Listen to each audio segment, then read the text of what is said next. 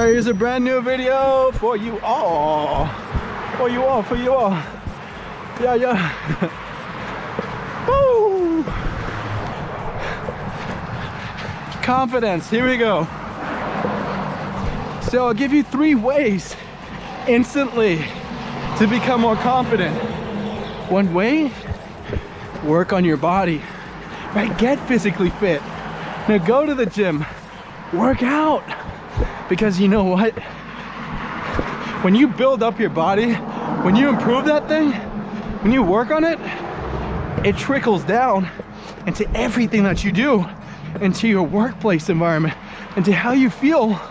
You know, even when, as you see this sound, when you're out on a date and you've worked out for the day, I don't know about you, but I feel so much better. I feel so much more confident, right? I feel like I put in the work today and I deserve something. I deserve a reward. You know, it's about time. Although you don't want to exactly look for those awards, right? You want to be, you know, able to put in the work without expecting anything in return. But when those rewards come to you, which they will, hello, you know, you're putting in a concerted effort into something. Something's gonna happen. Future results are gonna happen, but don't look out for them. You know, stay true to what you're doing. Stay true in the gym, you know, which is where you want to be, right? You don't want to have your, you know, I hate to make fun of other hobbies, but you get the gist of it. You don't want to be, hey, lounging around, wasting your time in, you know, at home or wherever, right? You have an extra hour during your day, head out to the gym. You know, pump a little bit of iron, get a sweat going, and trust me, it'll improve your confidence everywhere. Because I'll tell you this, like, if I don't go to the gym, I feel horrible. Like, I feel like I'm missing something. Like, yeah, like I'm missing, you know, doing something very important. And when I go to the gym and I get that workout in finally, I feel great. I feel like that gap has been filled. So from that, go to the gym. That's number 1. Number 2, read, right? Because guess what? What happens when you read? You build knowledge. You build a foundation of wisdom, and that's something that you can bring out to the real world and practice that knowledge that you picked up within those books, right? Whichever book that you read, whether it may be financial, right, the business books, you can read about confidence in self, of course, or fitness, or, you know, pretty much anything.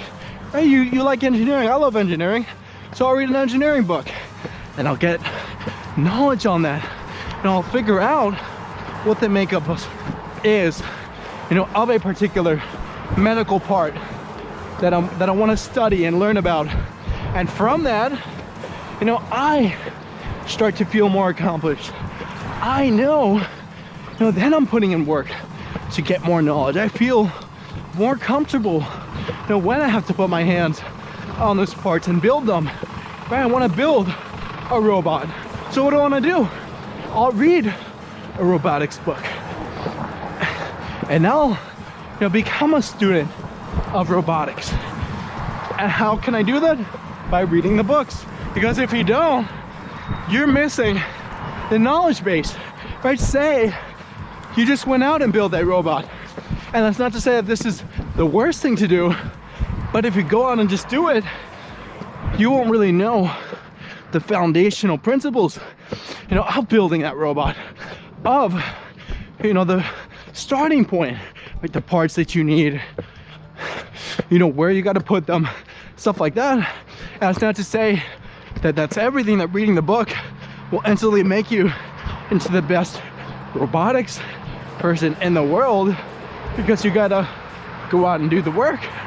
But from that, You know, you have to get that starting point from those books and classes and courses that you take, right? Because you can't be cheap when it comes to this stuff. When it comes to knowledge, you gotta be willing, you know, to put in the money, buy those courses and classes and books and everything that you gotta use, you know, for whatever you want to do, because it'll pay back through dividends in the future.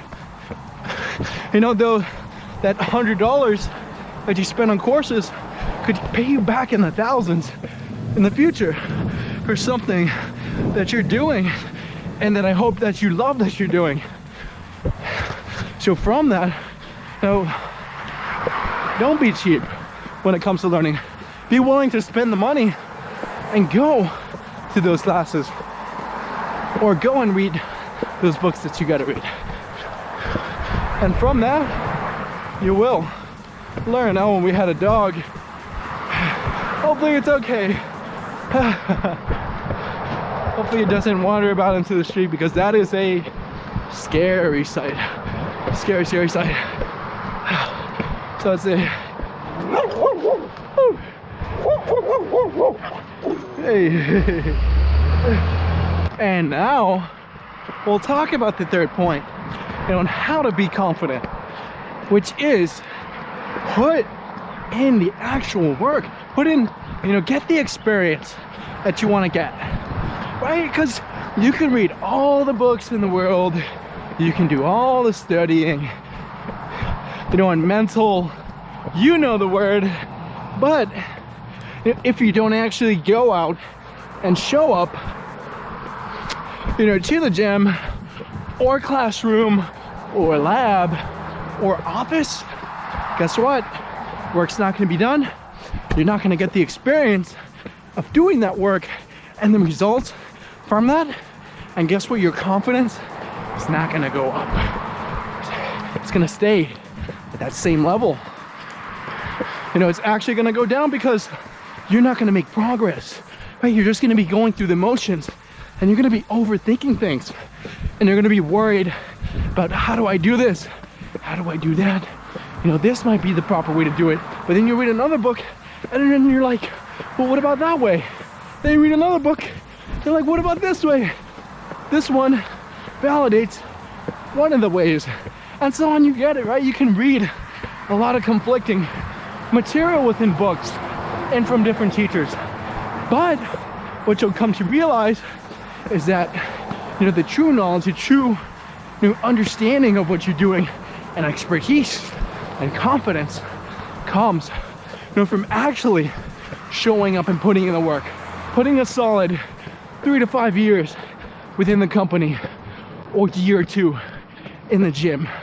Because I'll tell you this, like, you see that same guy, right?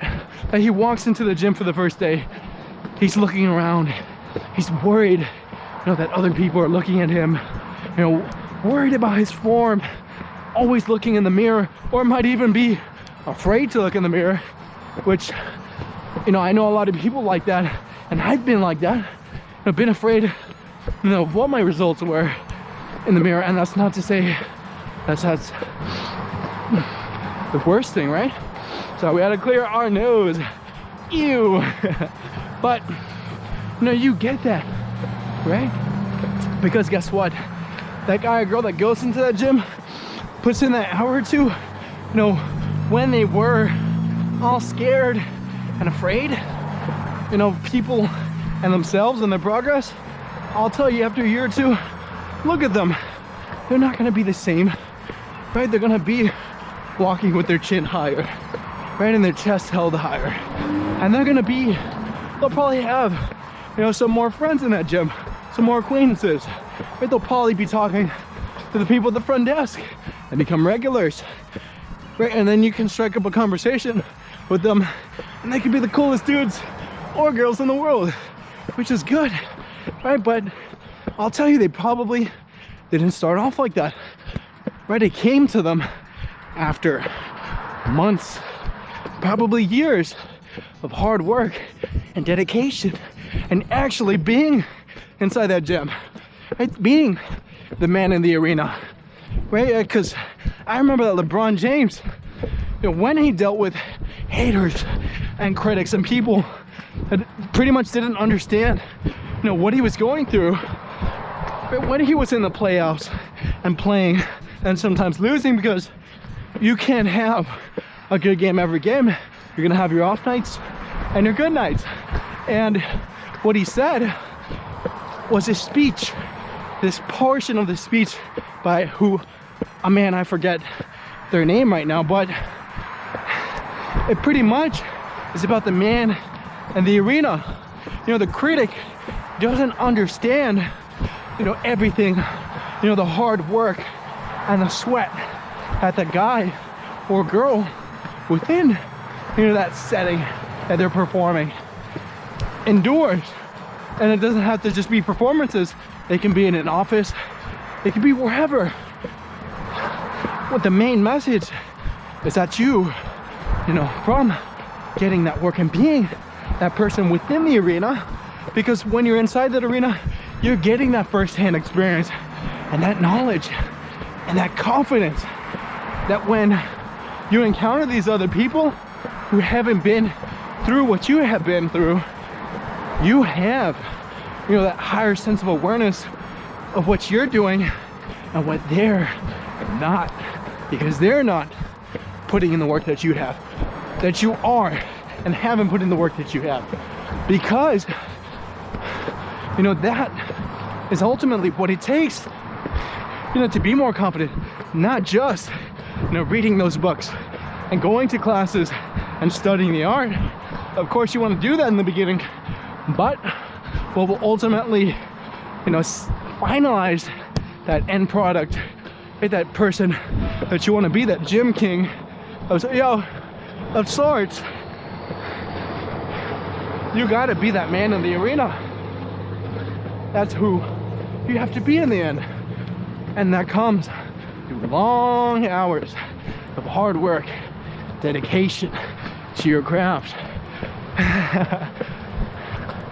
Because I'll tell you, like, if LeBron James read every book on basketball and studied the game, watched all the film he wanted to watch, but he never picked up a basketball and shot it, we probably won't know him as LeBron James. You know, he wouldn't have all the MVPs and championships and everything that he's won to this day, which he attained by, you know, putting pretty much his entire life, you know, after the age of like 5 or something crazy, to the game of basketball, actually playing it, actively being a part of it. Which, look at him now and hand him a basketball, probably the most confident person in the world with a basketball in his hand. So from that, take that knowledge and learn from it. So there we go.